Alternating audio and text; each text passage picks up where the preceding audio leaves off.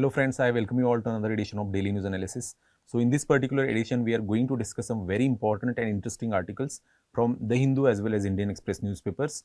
The first article that we are going to discuss is about Nepal's Gen Z protest, particularly important again from the perspective of GS2 international relations, India's neighborhood in crisis, very important theme from the perspective of mains. From the perspective of prelims, knowing the geography of Nepal is important. So mapping perspective again vital. Another important article that we are going to discuss is about Israel attacking Hamas in Qatar, particularly Doha. So important update when it comes to Israel-Hamas war, particularly important analysis from the perspective of GS2 international relations, and from the perspective of mapping Qatar's location again important, and what exactly and why Qatar holds so much importance nowadays, again important analysis from the perspective of international relations. Another important and very interesting article to know about is Ethiopia inaugurating Africa's biggest dam. So what exactly are the concerns associated with that particular dam, on which particular river that dam has now been inaugurated? Important analysis from the perspective of again prelims as well as mains, from the perspective of GS2 international relations, places in news as well. So stay tuned. Another important article that we are going to discuss is about decoding Harappan language. So in recent times, we have seen the culture ministry is going to hold a meet on this particular script. So important analysis again from the perspective of GS1 art and culture part. In decoded section, which is important from the perspective of mains particularly, we are going to discuss important and interesting article titled How Kerala is Tackling Rapid Urbanization and what lessons we can learn from the Kerala's experience. So in recent times, we have seen the commission, the first state level commission on urbanization being established by Kerala. So important analysis again from the perspective of GS1 society part, urbanization, important theme from the perspective of mains again. So stay tuned for that particular analysis as well. So the first important article is about Gen Z coup in Kathmandu. So essentially we have seen the visuals, we have all seen the visuals, the violent visuals of the Gen Z protesters now. Essentially the news is pretty much ongoing. So we are going to see many developments when it comes to the security situation vis-a-vis Nepal. But at the root of all the crisis is first and foremost the Nepal's social media ban initially.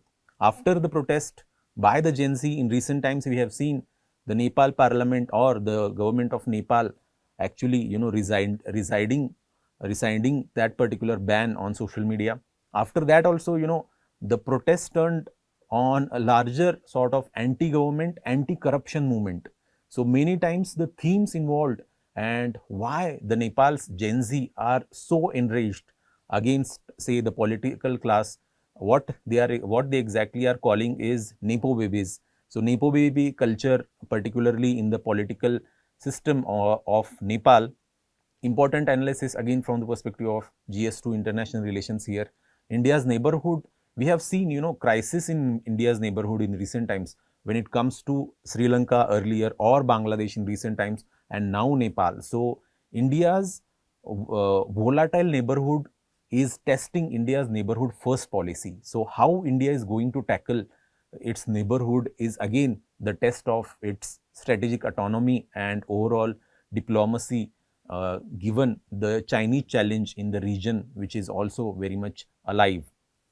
But at the same time, we have seen recently some sort of rapprochement when it comes to India-China relations, obviously because of the Trump's tariff war. So there is some sort of thaw when it comes to India-China relations.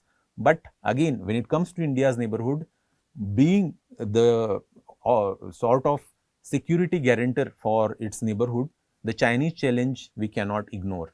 So what is the latest when it comes to the Gen Z protest, particularly in Nepal? So we have seen the visuals. Even what is shocking is now the Gen Z has actually turned violent and they have assaulted some of the central ministers, MPs of parliament. You can see the visuals, some of the visuals here particularly. So the protests have turned violent in recent times. So fire and fury, Nepal erupts. That was the highlight, or that was the headline in the Indian Express newspaper. But from the perspective of, say, our study, we have to limit our understanding to overall India's neighborhood first policy, India-Nepal relations overall. At the same time, what is causing this particular unrest in Nepal. So, in short terms, I have told you about, the social media ban and the subsequent, resigning of that particular ban, but still the situations hasn't calmed down. So, about the news, amid a deepening political crisis in Nepal following a sharp escalation in the anti-government Gen Z protests, a day after 20 youths were killed in police action. So, this also created an incentive for the youth, that in the police action, almost 20 youths were killed. Prime Minister KP Sharma Oli resigned on Tuesday. So, after this particular incident, Prime Minister of Nepal essentially resigned and President accepted his resignation immediately. But what exactly is the trigger and unrest? Protest intensified after 20 youths were killed in police action. Recent ban on over 2 dozen social media sites, which was revoked later, was an immediate trigger. So, that is an immediate trigger. But overall, now the issue has come down to the arrogance of political class, the police action against the Gen Z protesters, in which almost 20 youths were killed. The protests are rooted in anger over corruption and lack of accountability. So this is the main cause. Many times the governance of the country is obviously should be based on the transparency and accountability mechanisms. But given the overall political corruption in Nepal, the Gen Z has had enough. That's why, the protests turned violent. Protesters defied curfew, blocked roads, stormed and set fire to the government buildings, including parliament. So, can you imagine the amount of rage the youth of Nepal actually feeling nowadays, and the Supreme Court also.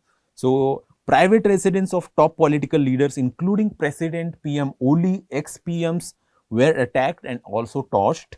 Several ministers and politicians were assaulted, some rescued by military helicopters. So, military has now roped in to actually control the damage, and recent times we have seen, the situations little bit calming down and military being, being involved when it comes to the security situation. They are patrolling the streets of Kathmandu now, so that the situation does not further escalate.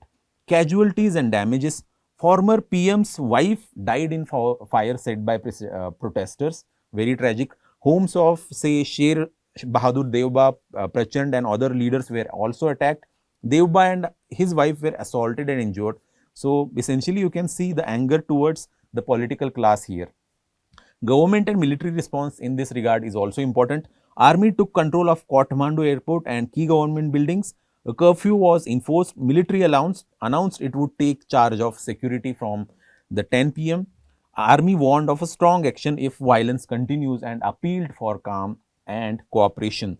Government and military response essentially is very much in line with the expected demands from the Gen Z, but yet the demands, the Gen Z has yet to relent. Next Gen Nepal demanded dissolution of parliament and formation of civilian government. That is the protest, sort of movement involved in it. Protest leaders called for calm, discipline and protection of public property. Tanuja Pandey said the movement now leads the country and is ready for a dialogue. So, Next Gen Nepal is the movement's name. They have given that particular name to that particular movement, and they are saying that they are now ready for the dialogue. Political fallout, obviously, the Nepali Congress withdrew support for Oli. Oli's appeal for talks was rejected by protesters before his resignation.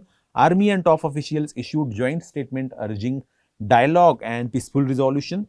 Former King Gyanendra Shah also appealed for peace and unity. So, in recent times, we have seen the demand from some sections of Nepali society for the return of the king or Nepalese monarchy to Nepal. So, we are going to see what sort of impact it will have on the Nepalese monarchy in the upcoming times. But before that, what exactly are the reasons for the protests, and overall what is the situation of the Gen Z of Nepal? So, first and foremost trigger is the social media bans, which sparked protest. The Nepalese government banned 26 major social media platforms, including Facebook, Instagram, X, and YouTube. The platforms were a vital communication tool for young people, especially Gen Z, to express dissent. The ban, which was later revoked, acted as a catalyst for mass protest. Very true. A desperate economic situation is also seen when it comes to the situation of Gen Z. Over 20% of Nepal's 30 million people live in poverty. So, the poverty rate is high. The richest 10% earn 3 times income of the poorest 40%, underscoring stark economic divide. So, this is also the foremost reasons for the protest. Unemployment rate is also high among those aged between 15 and 24. It was over 22% in 22-23. So, the unemployment rate between say the age groups of 15 to 24 is at 22% just 2 to 3 years back, and it may not have improved much in recent times given the economic situation of Nepal. Almost 2 million people from Nepal work abroad in sectors like construction, agriculture, including in India. So, huge workforce goes outside of Nepal, obviously for the work purpose. $11 billion, the amount they sent as remittances in 2024, accounted for almost 26% of the country's economy. So, the remittances that are sent by the Nepalese outside of Nepal is accounting for a quarter of country's economy, overall economy. So, who are the protesters? Generally, it is the protest which is led by Gen Z. Protesters mainly belong to Generation Z. Generation Z, born between 1996 and 2012. Many were inspired by posts on platforms like Facebook pages, notably Next Generation Nepal. So, that is the movement's name we have seen recently that has now demanded the dialogue for the country's youth and the future itself. They expressed frustration with corruption, lack of job opportunities, social inequality. We have seen the data just now. Elite privilege, for example, criticism of Nepo babies, children of powerful politicians.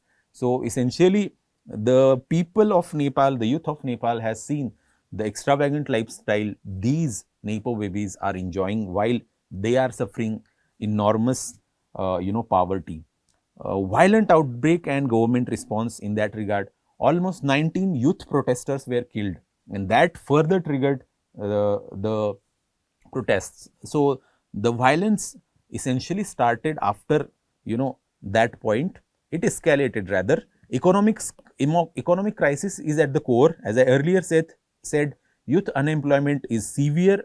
Official rate was 12.6% in 2024. It is pretty much likely underreported. As I said, just 2 years or 3 years back, it was at almost 23%. The most employment is informal. Many young people migrated abroad for work, especially to Gulf countries, Malaysia, and even India.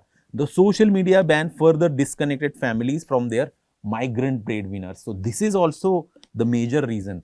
So, why it touched the nerve, that social media ban, because many people have migrated outside, and that is the primary sort of connecting link between the disconnected families. So, if you just cut out that particular connection, it will lead to some sort of violent response. Corruption as the root cause. Protesters and the public largely blame deep-rooted corruption for economic stagnation.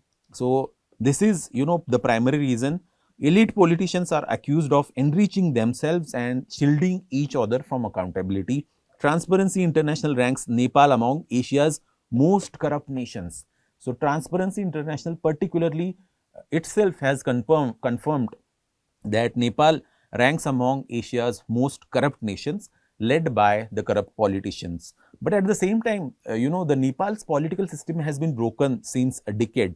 Since 2015 constitution, only 3 leaders, that is Oli, Prachand and Deuba, have alternated as prime minister. We have seen in recent times this particular dynamic. Frequent power shifts and short-lived governments of just 1 to 2 years have angered Gen Z because there is no obviously policy continuity. Many youths view it as a political game of thrones with no real progress. So, that is the problem here, that no political stability. So, for example, we can briefly see the political instability in Nepal. I am not going to discuss the history here, but just go through this particular slide. You can, effectively see the political instability in Nepal, not just in recent decade, but since 1950s as well. A crisis decades in the making. The protests are a culmination of years of frustration under a democratic republic that replaced the monarchy in 2008. Issues like unaffordable healthcare, poor education, inflation, agricultural neglect fuel broader discontent as well. The resignation of Oli may mark a turning point, but the deeper crisis remains unresolved. So that's why, after the dissolution, or rather the replacement of monarchy in 2008, the people have faced unaffordable healthcare, poor education, inflation, poverty, agricultural neglect, etc. So that's why, there is certain sort of demand for, uh, for the monarchy to return to Nepalese politics. So what next? What is the next step? Political uncertainty after PM's resignation is there. Constitutional crisis and calls for interim setup. Obviously, there is some sort of, there needs to be some sort of constitutional solution now. Leadership vacuum and speculation with leaders across party lines discredited by the protesters or protests. There is uncertainty over who could be the interim prime minister. So, we are going to see what sort of, leader will emerge from these protests, and whether they will, take Nepal out of this particular crisis. Army's role and appeal for calm. The Nepalese army has called for calm, urging protesters and the public to remain peaceful and safeguard life and property. It also hinted at playing a neutral role to facilitate reconciliation and help restore order in the country as well. So, the India's response in this regard is also very important. Obviously, the Prime Minister Modi appealed for peace in Nepal. Indian Prime Minister described the unfolding violence in Nepal as a heart-wrenching and expressed deep sorrow over the deaths of young protesters. In a message posted in Nepali on social media, he appealed to Nepal's citizens to maintain peace, stability and order amidst the ongoing crisis. India monitoring the situation cautiously. India's Ministry of External Affairs stated that it is closely monitoring the developments in Kerala, in Nepal, following the resignation of the PM there.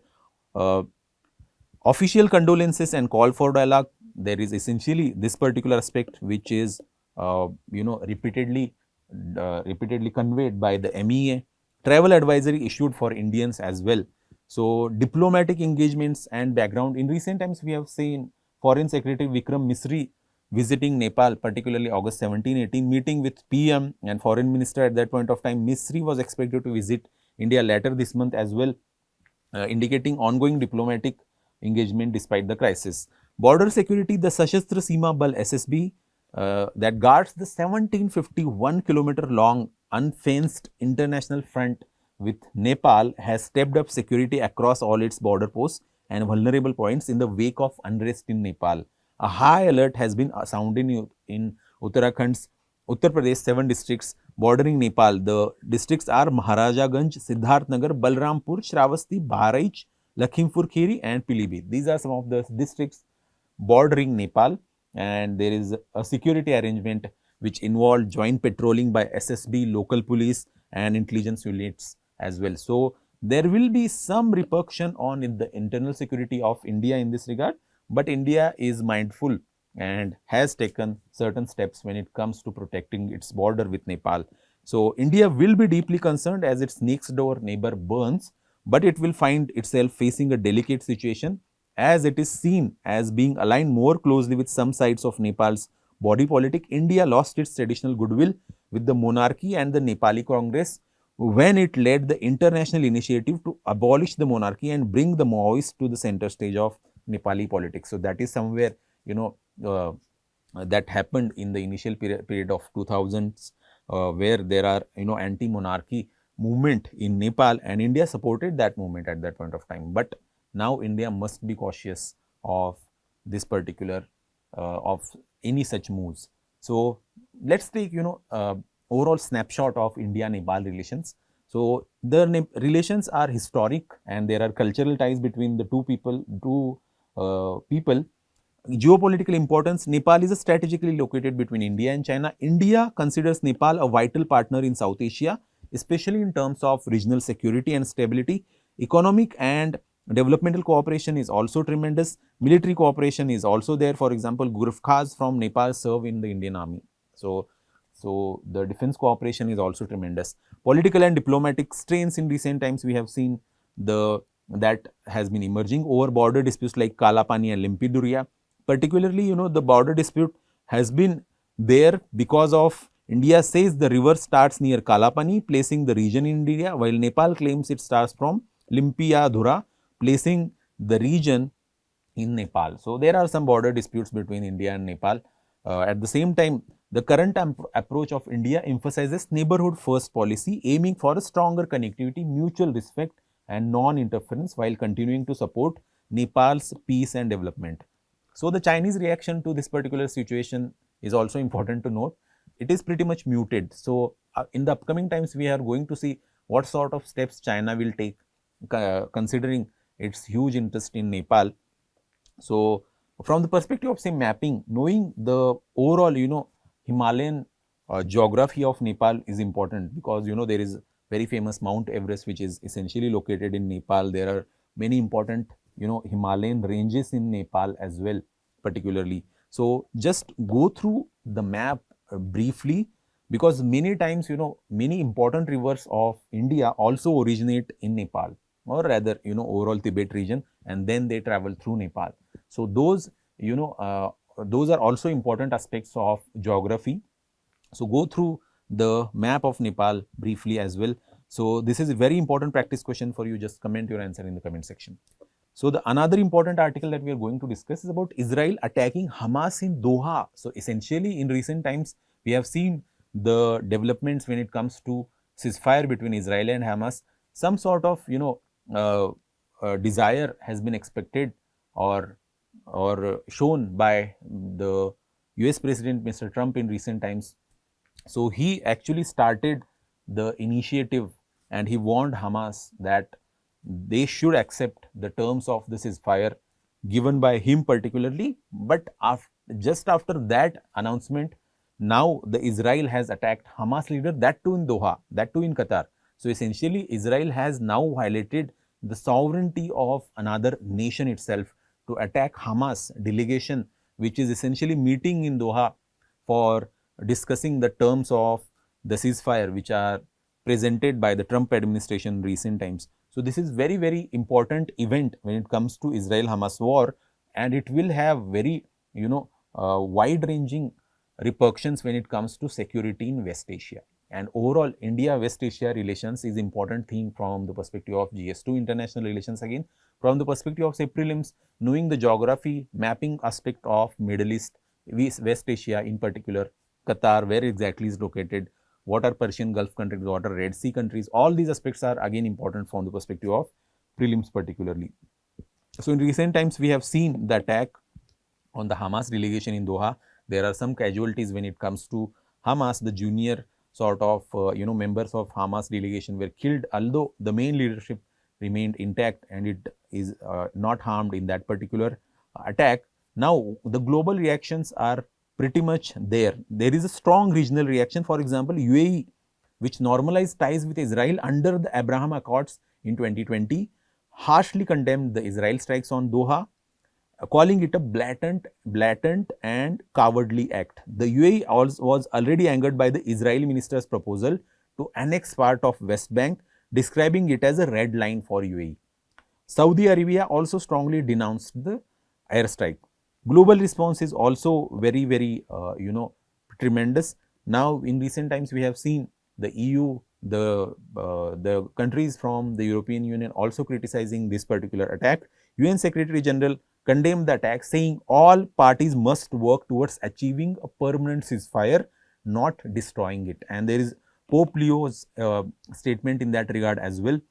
Israeli justification, what exactly or how the Israeli Prime Minister has defended this particular airstrike on Doha as entirely justified, citing it as a response to recent attack in Jerusalem and the deaths of 4 Israeli soldiers in Gaza in recent times. So, he is calling it some sort of justification for the attack, recent attack particularly in Israel.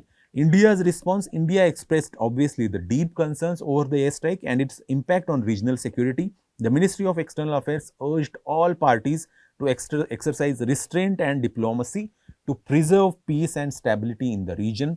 Details of the strike: the Israeli strike in Doha expanded its military operation to Qatar, a country that has played mediator role in ceasefire in recent times.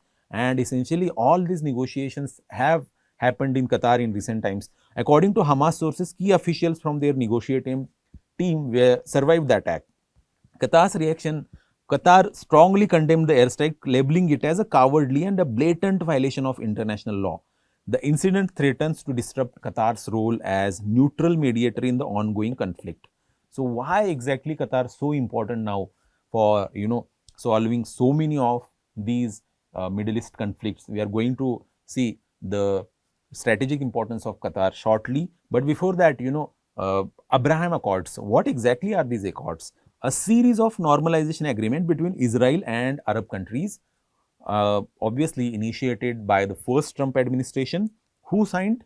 UAE and Bahrain particularly signed Abraham Accords in 2020. Later, Sudan and Morocco also joined these accords, brokered by US President Donald Trump in his first administration. First administration. Key outcomes: establishment of diplomatic, economic and security ties between Israel and these Middle Eastern countries. Boost in trade, tourism and cooperation between signatories marked a shift from the long-standing Arab position, no ties with Israel without a Palestinian state. So, this is sort of bypassing of the demand for the Palestinian state. So, that is why many Palestinian organizations also denounced this particular accords at that point of time. The Abraham Accords are historic deals that mark the thaw in Arab-Israeli relations, reshaping Middle East diplomacy. But in recent times, Israel-Hamas war has actually shattered those assumptions. So, when it comes to Israel-Palestine question, there is a famous two-state solution. So, what exactly this two-state solution is? A proposed solution to the Israel-Palestinian conflict, aiming to create two independent states of Israel and Palestine living side by side in peace. So, that is the purpose of having the two-state solutions, two states living side by side, Israel and Palestine, to resolve the disputes over land, security, sovereignty by establishing a recognized Palestinian state alongside Israel. And we have seen, recent times the Palestinian recognition movement led by France and Saudi Arabia. So, majority of the countries nowadays, recognize Palestine. But when it comes to the hold of Israel over the Palestinian territories, it is as strong as ever.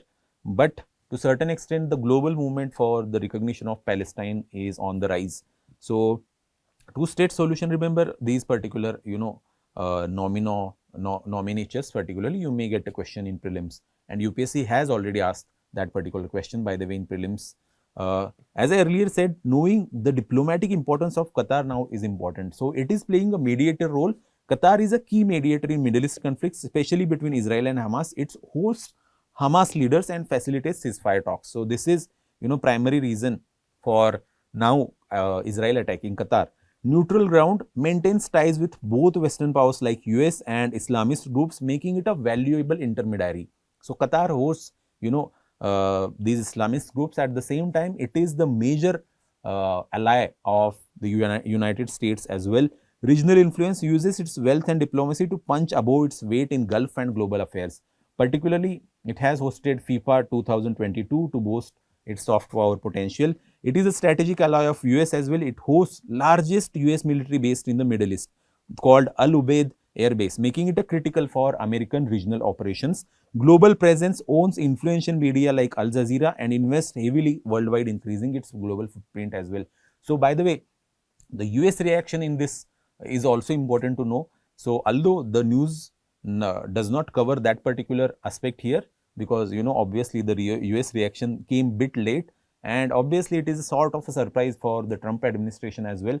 It actually denied knowing the attack beforehand. So, essentially US president was also taken by surprise by this particular attack, and we are going to see much more forceful response going forward from the US it assured Qatar particularly that there will be no another attack on its sovereignty. So, we are going to see what sort of action the Trump administration will take now when it comes to Israel-Hamas war.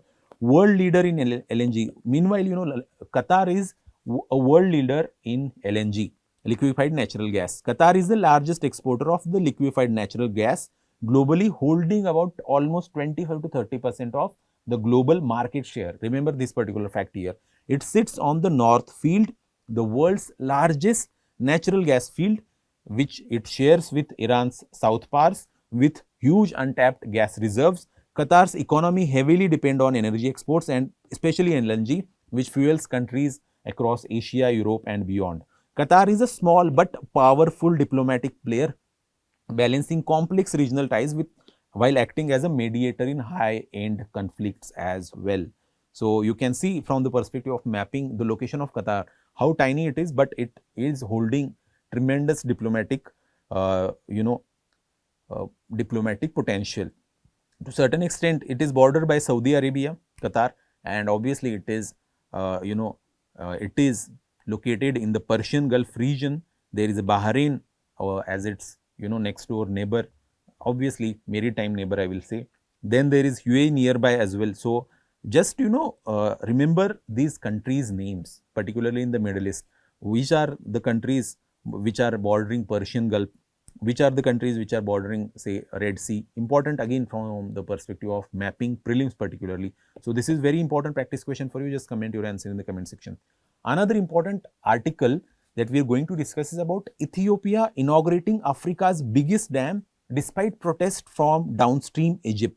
So, what has happened now? Ethiopia inaugurated the continent's largest hydroelectric project on Tuesday in what Prime Minister of Ethiopia called a great achievement for all black people, but it drew protest to the United Nations from downstream nation Egypt. The dam is called the Great Ethiopian Renaissance Dam, GERD, Great Ethiopian Renaissance Dam, straddling a tributary of the river Nile. It is a rare unifying symbol in a country torn apart by internal conflicts in recent times. So, Ethiopia and Tigray region related updates we have seen in recent times. So, this sort of inauguration of very huge dam has sort of unified the country to certain extent. The Grand Ethiopian Renaissance Dam. So, let us see some of the specifics of the dam. It is towering 170 meter and stretching nearly 2 kilometers across the Blue Nile near the Sudanese border. Construction on the dam began way back in 2011. The $4 billion mega structure is designed to hold 74 billion cubic meters of water, and it will generate 5150 megawatts of electricity. That makes it the largest dam by power capacity in Africa. GERD will be remembered as a great achievement not only for Ethiopia but for all black people, according to the Ethiopian Prime Minister, which inaugurated this particular dam in recent times. By the way, many regional leaders also attended this particular inauguration, including Kenyan President William Ruto and Somalia's President Hassan Sheikh Mohamud as well. So, you can see the quick facts and location of the Great Ethiopian Renaissance Dam in the map here, and it is on the Blue Nile River. But Egypt, dependent on the Nile for 97% of its water, has long decried the project, with President of Egypt Abdel Fattah al-Sisi calling it an existential threat to its water security. In a letter to the United Nations Security Council on Tuesday, Egypt described the inauguration as a unilateral measure that violates the international law. Essentially, Egypt is worried because it will have tremendous impact on the water flow in the Nile River, because it is situated on the Blue Nile tributary of the Nile River. So, let us see some of the basics of the Nile River now. Obviously, you can see the longest river in the world passing through many countries. So, how many countries does it pass? There are almost 11 in total. Countries it flows through, the Nile flows through Uganda, South Sudan, Egypt, Ethiopia, Tanzania, Rwanda, Burundi, Democratic Republic of Congo, Kenya and Eritrea, some tributaries. So essentially overall when it comes to the overall flow of this particular river, it is actually occupied by the 11 countries. Major cities along the Nile: Cairo in Egypt, Khartoum in Sudan and Juba in South Sudan. These are some of the major cities when it comes to uh, uh, Nile River. Delta forms a fertile Nile delta in northern Egypt before entering the Mediterranean Sea. By the way, it is the longest river in the world, approximately 6650 kilometer. So it flows northward to the Mediterranean Sea. You can see the location here. So important to know are some of its tributaries. So there is a White Nile. It originates from Lake Victoria, which borders Uganda, Tanzania, Kenya. And there is a Blue Nile. It starts from Lake Tana in Ethiopia. So on Blue Nile now, this GERD dam is being inaugurated. And Blue Nile particularly, it starts from Lake Tana in Ethiopia. Remember that. So in recent times, why Ethiopia in news? So since late 2020, Ethiopia's Tigray region has been embroiled in a violent conflict between federal government and the Tigray People Liberation Front (TPLF). It has had huge humanitarian impact, and there are regional effects as well. The crisis destabilized the overall Horn of Africa with refugee flows to Sudan and strained relation with its neighboring countries. So Tigray region, places in news important. Remember these names of the places. So from the perspective of again the mapping, Ethiopia's bordering countries are important now. So if Ethiopia is particularly a part of Horn of Africa, but you can see the bordering countries of Ethiopia. By the way, it is a landlocked country.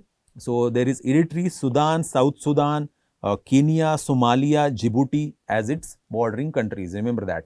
So another important term here is a Horn of Africa. So Horn of Africa is a large historically and culturally connected peninsular in East Africa comprising Djibouti, Eritrea, Ethiopia and Somalia.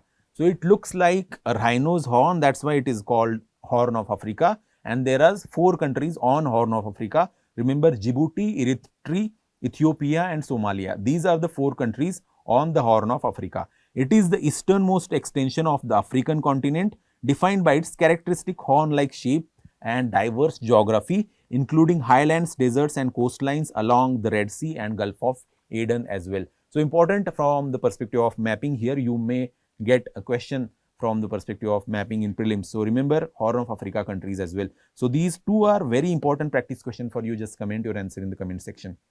The next important article that we are going to discuss is about decoding Harappan language. What was this particular Harappan script? The Culture Ministry is now going to hold a meet on this particular script. So a diverse group comprising archaeologists, cancer specialist and aerospace engineer and a retired government official will gather in a New Delhi on the Union Ministry of Culture's invitation from September 11 to 13 to present their findings on attempts to decipher the Harappan script, which has puzzled historians ever since the remains of long lost civilization were discovered in Harappa and Mohenjo-daro way back in early 1920s. To date, there has been no credible breakthrough in decoding the script. Remember that. So there is no credible breakthrough until now. The mystery of the Harappan script. So what exactly is this script? The Harappan script remains undeciphered, making it one of the archaeologists' biggest unsolved puzzles. Its solution could be dramatically reshape our understanding of the ancient Indian history and identity as well. The Harappan script is one of the most mysterious writing systems ever from the ancient world. It was used by the Indus Valley civilization way back in 2600 to 1900 BCE. You can see the script here. It is sort of a pictorial script. So particularly, while some paper claims the script's underlying language is Sanskrit, some claim it to be Dravidian language and some link it to Adivasi languages such as Santali and Gondi as well. Deciphering becomes easy when script is on a bilingual object, as with Brahmi. It hasn't happened with Harappan script yet. So it is not easy to decipher this particular script here.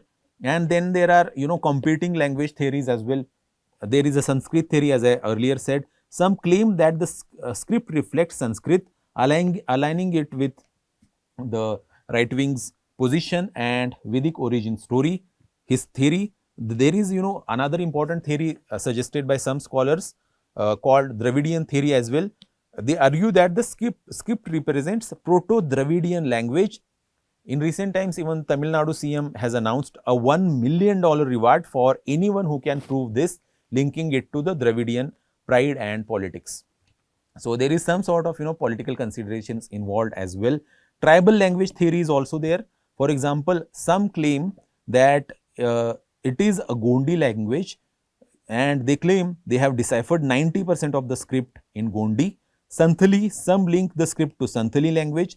Bastar tribal culture, some connects symbols with tribal customs of Bastar region as well. So very interesting. Notable research and their claims. Some say the scripts encodes rules about taxation and commerce, not phonetic spelling. There is, archaeologist claim as well, which claims that seals contain Rigvedic mantras and Puranic names, a view that contradicts historical timelines. Some links Harappan script symbols with vocabulary from Rigveda and Manusmriti as well. One aerospace engineer even claimed the language is Sanskrit itself. So there are multiple, arguments when it comes to the origin of this particular script and what exactly is the script telling us. But there is obviously academic caution and complexity involved. Historians stresses that true decipherment requires bilingual inscriptions like Rosetta Stone. So Rosetta Stone, one of the most studied stones, clear archaeological context. So these two are very important to actually decipher any language. Recognition of cultural and linguistic diversity across time and geography is also important. But as I earlier said, there are political undercurrents as well. The Harappan script debates is deeply politicized, with Dravidian movement seeing potential historical validation. And then there are, others who link it to Vedic and Sanskrit origin to challenge Aryan migration theory as well. The lack of decipherment remains the biggest hurdle in proving any theory definitively. So, when exactly is the Indus Valley civilization discovered? The Harappan civilization, that is Indus Valley civilization, was first discovered in 1920s by archaeologists working in British India at that point of time. Dayaram Sahni in 1921, remember these names, laid the first excavation at Harappa in present day Punjab, Pakistan, officially credited with the discovery of the Harappan site. So, Dayaram Sahni is the one who is officially credited with the discovery of the Harappan site way back in 1921. Then there is R.D. Banerjee, discovered Mohenjo-daro, another major Indus city in Sindh, now in Pakistan, recognized it as a part of same ancient civilization as Harappa. So, R.D. Banerjee is associated with the discovery of Mohenjo-daro. Remember these particular names here, important from the perspective of prelims. By the way, role of say the Archaeological Survey of India is also important to know here. These discoveries were made under the Archaeological Survey of India, then led by Sir John Marshall. So, he is often considered, as the father of, Indian archaeology, but obviously because he led Archaeological Survey of India at that point of time, who played a key role in recognizing the findings as the part of previously unknown ancient civilization at that point of time. So, from the perspective of, prelims, some of the important locations of Indus Valley civilization and what exactly is found there is important. So, I have just, shown the Indian map here, on which there are, multiple Indus Valley civilization sites. So, go through these sites, important from the perspective of prelims. UPSC has already asked such type of location related questions in prelims as well. So, this is very important practice question for you. Just comment your answer in the comment section. Very important now is, given the AI's development, whether AI can help in the decipherment of this particular language. We are going to see whether a powerful AI will give the solution after all. In decoded section, which is important from the perspective of mains, very important article from the perspective of GS. One, urbanization related issues. Lessons for India, how Kerala is tackling rapid urbanization. As the first state level urban commission in the country, the Kerala Urban Policy Commission's report promises nothing less than a data revolution, governance recalibration, identity revival, and finance empowerment. So these are some of the suggestions given in that particular report. It is sort of the first state level urban commission in the country. That's why it holds tremendous value. Kerala is a tapestry of villages rippling into towns of backwaters, midlands and highlands woven together in a living continuum. That is the beautiful description of Kerala, by the way. There are capital cities and hamlets which bleed into each other, forming a unique urban landscape, rural plus urban landscape. Yet beneath this tapestry lies a race against time. What is this race against time? Urbanization accelerating faster than infrastructure and governance can keep up. So it is not just the story of Kerala. In many states, we have seen the rapid urbanization, while climate stress lurks in the floods, landslides, coastal erosion and unpredictable weather. In response, Kerala decided to tackle the problem head on with Kerala Urban Policy Commission. So this is some sort of, first in the country at the state level. It formed the Kerala Urban Policy Commission, KUPC. So what exactly is this KUPC and what is its need? It was set up in motion in December of 2023. It was charged with designing a 25-year urban roadmap that sees cities not as concrete problems but as organic climate aware ecosystem. So the process of formation of this particular commission started way back in 2023, so that it can give the 25-year roadmap, urban roadmap in particular. When the KUPC handed its report to the state in March 2025, the result was not a mild adjustment, it was a structural reset. So the commission suggested structural reset when it comes to urban landscape of Kerala. The blueprint promised nothing less than a data revolution, governance recalibration, identity revival and finance empowerment. So we are going to see some of the very interesting recommendations of this particular commission. By late 2023, Kerala was urbanizing at a pace well above and ahead of the national average. Estimates projected an urban population of over 80% by 2050 in Kerala. So Kerala is urbanizing fast when it compares to, say, the urbanization rate all over India. It is way ahead of it. By 2050, almost 80% of Kerala will live in cities. A seismic shift in the region where villages and towns intermesh in a delicate mosaic. So that's why there is a need of this particular commission. Meanwhile, climate threats were intensifying. Flood devastated Ernakulam in recent times. Landslides shattered hillsides. Coastal zones reeled from sea level pressures. The gap between crisis and planning was growing wide because of the climate pressure. The cabinet's December 23 resolution to form the KUPC was a calculated break from India's centralized project-based urban model. It was a political acknowledgement that Kerala needed its own compass tailored to its place, history and climate context. No other state had taken such a leap at that point of time. So it is sort of a bottom-up approach that Kerala has taken in otherwise, centralized projects-based urban model in India. Therefore, the KUPC became India's first state-level urban commission, signaling a paradigm shift from reactive fixes to systemic thinking. So what exactly has happened here is this particular commission is giving structural, sort of recalibration for urbanization debate in India by systematic thinking.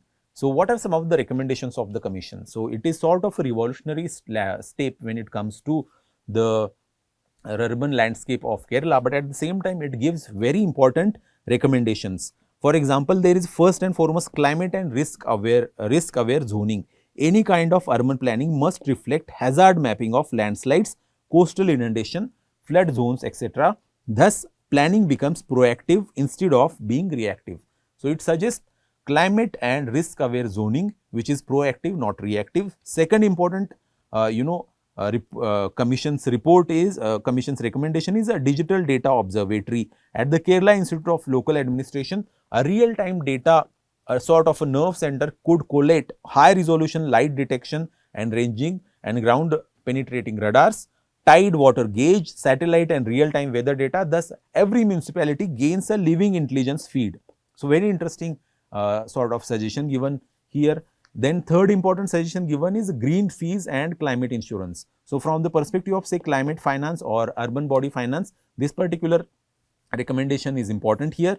Projects in eco-sensitive zones could come with environmental levies, green fees, which would fund urban resilience. A parametric insurance model ensures pre-approved payouts for disaster-prone areas. Municipal and pooled bonds. So, these two recommendations, note down these two recommendations here. So, it suggests municipal and pooled bonds as well. While Thiruvananthapuram, Kochi and Kozhikode being bigger cities could issue municipal bonds, smaller towns would use pooled instruments. So, bond subscriptions were even plugged into the 2024 interim budget of Kerala as well. So, although the big cities may have their own municipal bonds, but even smaller towns can pull together and issue their own instruments in this regard. Governance overhauls, it suggested city cabinets led by mayors could replace bureaucratic inertia. Specialist cells, for example, climate, waste management, mobility law with dedicated municipal cadres should be formed. A Janashri program would recruit and deploy youth tech talent for this particular governance overhaul. Place-based economic revival. Thrissur, Kochi is known as a fintech hub of Kerala. Thiruvananthapuram, Kollam, a knowledge corridor. Kozhikode is known as the city of literature.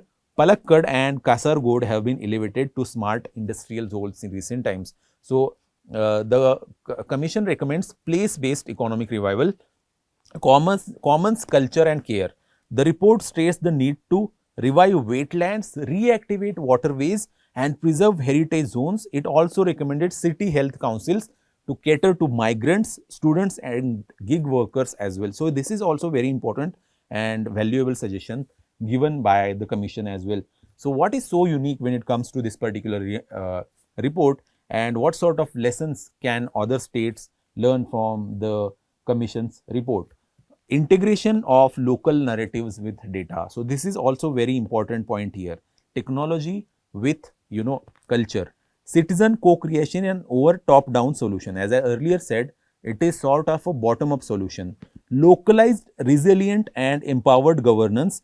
KUPC is a first state level commission tailored to sub-national realities, breaking away from national templates. It embedded climate resilience across all pillars and proposed financial empowerment through municipal bonds, green levies, giving cities fiscal autonomy as well. So, there is often 3F problem when it comes to local self-governments in India, and the commission gives important solution when it comes to financial accountability or financial autonomy for the urban local bodies. A 360-degree urban intelligence system.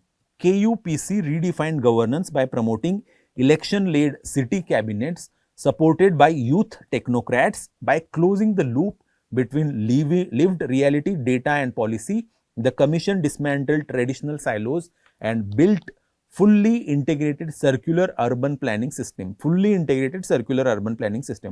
Remember this particular recommendation here. You can utilize such recommendation essentially in your urbanization related answers. Kerala's Urban Commission offers a template with tangible takeaways for other states.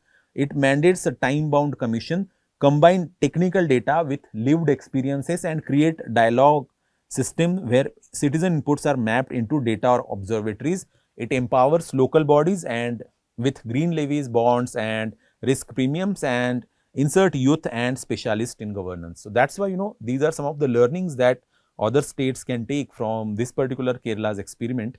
So, in conclusion, we can say the KUPC has changed more than planning. It rewired the DNA of how a state conceives its cities and towns. It entwined climate awareness, community narrative, financial empowerment, digital governance and identity economy into a living document functional plan. As the first such state level commission in the country, KUPC isn't an end, it is just a beginning. For Kerala, it is a chance to grow not just richer, but wiser, not just bigger, but better, and not just more urban, but more human. For others, it's call to action. Urban transformation isn't a problem to solve, it's a story to be authored together. So, very important lesson that has been given through the establishment of first such state level commission on the urbanization. So, important, very important analysis. The commission's report here is very important. So, note down some of the commission's report. You can effectively utilize such commission reports in your urbanization related issues and answers as a conclusion part. So this is practice question for you. So that's it from my side, and stay tuned for the another edition of Daily News Analysis. Thank you.